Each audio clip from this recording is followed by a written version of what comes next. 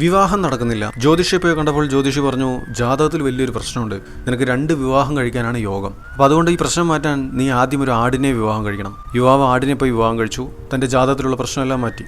ആന്ധ്രാപ്രദേശിൽ നടന്ന സംഭവമാണിത്. ഇങ്ങനത്തെ ചില ആചാരങ്ങൾ നമ്മുടെ നാട്ടിലുണ്ട്.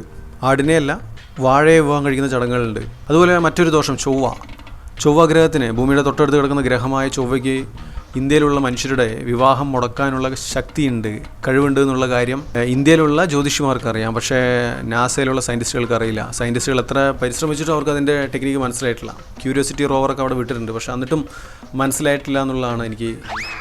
ഒരു കണക്കിന് ഇതൊക്കെ വളരെ അഭിമാനത്തോടുകൂടി പറയേണ്ട കാര്യമാണ്. നമ്മുടെ നാട്ടിൽ നടക്കുന്ന ഇങ്ങനെയുള്ള ആചാരങ്ങളും വിശ്വാസങ്ങളൊക്കെ നമ്മൾ ഒരുപാട് കാത്തു സൂക്ഷിക്കേണ്ട കാര്യമാണ്. മറ്റ് രാജ്യങ്ങളുടെ മുമ്പിൽ നിന്നിട്ട് നമുക്ക് തലയെടുപ്പോടുകൂടി സംസാരിക്കാൻ പറ്റും, ഇങ്ങനെയുള്ള കാര്യങ്ങളാണ് നമ്മുടെ രാജ്യത്ത് നടക്കുന്നത് എന്ന് പറഞ്ഞ്. എന്തായാലും ആ ജ്യോതിഷി പറഞ്ഞത് കുറച്ച് നന്നായി. വിവാഹത്തിലുള്ള പ്രശ്നത്തെ പറ്റിയാണ് പറഞ്ഞത്, അല്ലാണ്ട് ഫസ്റ്റ് നൈറ്റിലുള്ള പ്രശ്നമാണ് പറഞ്ഞതെങ്കിൽ ഇവൻ ആ ആടുമായിട്ട് പ്രകൃതി വിരുദ്ധ പരിപാടിക്ക് തയ്യാറായനെ. അങ്ങനെ പറയാത്തതന്നെ വലിയ ഭാഗ്യം.